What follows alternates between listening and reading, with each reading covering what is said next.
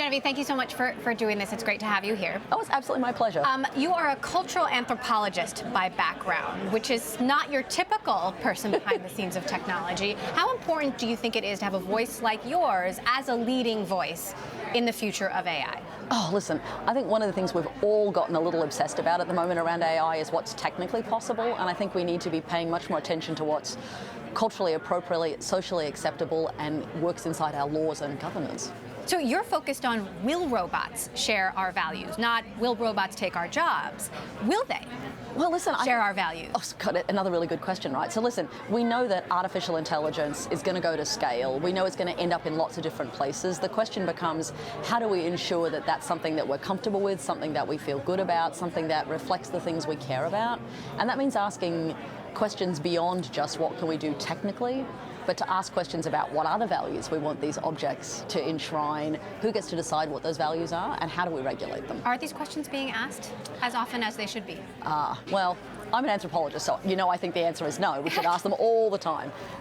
At least the good news is I think they're starting to be surfaced. So the more you hear talk about AI and ethics, AI and public policy, AI and governance, those are at least the beginnings of conversations about what's the world we want to build and how we're going to live in it. So let's take the pro side.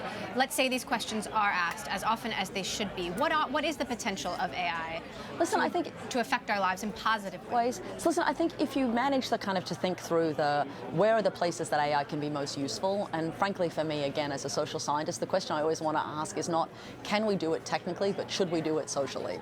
So are there places where AI makes better sense, not because it's about an efficiency, but because it either has a way of making decisions that's a little less messy than humans making it?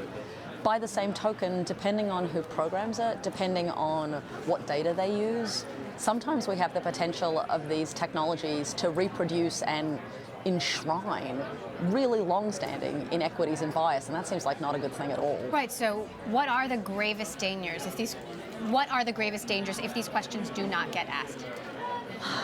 I think the gravest dangers are we take the world that we live in now and we make it the world in perpetuity moving forward.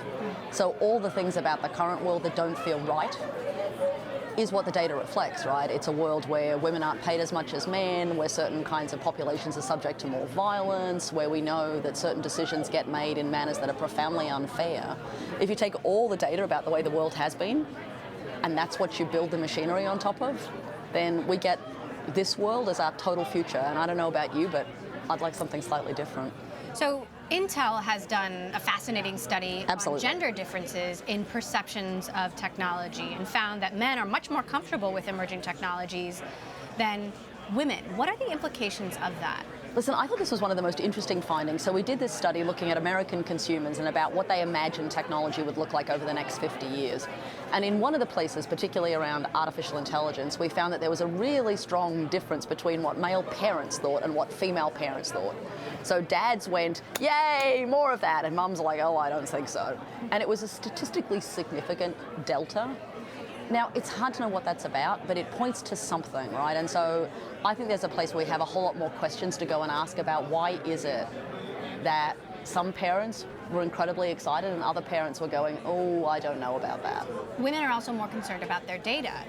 What does that mean in an industry where we know the vast majority of tech is being produced by men, and yet attempting to serve both male and female consumers? Listen, this has been a problem for as long as I've been in Silicon Valley, and arguably before that, is that the population of people making the technology and making the decisions about the technology don't reflect the population of people who are impacted by it and consume it. Not just by gender, but by age, by education, by background. And I always think that the more voices you have in the room when you're making solutions and you're inventing the future, the more likely you are to find something that's compelling. So for me, the fact that study after study finds that men and women have completely different attitudes to privacy, to data, to security, means that unless we have all those voices in the room, we develop things that don't work for everyone. Do you think Facebook and Google and Twitter would exist as is if they had been created by a more diverse workforce? Listen, insofar as I think they were tapping into very particular aspirations and pain points, yes, they would.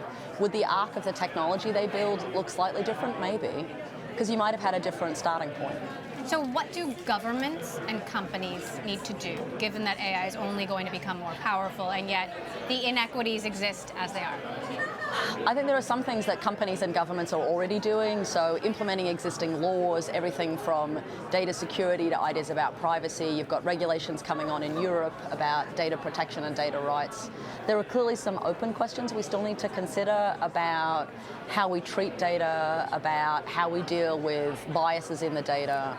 And I think you'll start to see more and more companies developing internal policies. I think you'll see different governments around the world developing their own standards too. And we're early days, but I remain cautiously optimistic about the conversations that are happening. All right, Genevieve Bell, thank you so much for joining us. So great to have you here. It's absolutely my pleasure.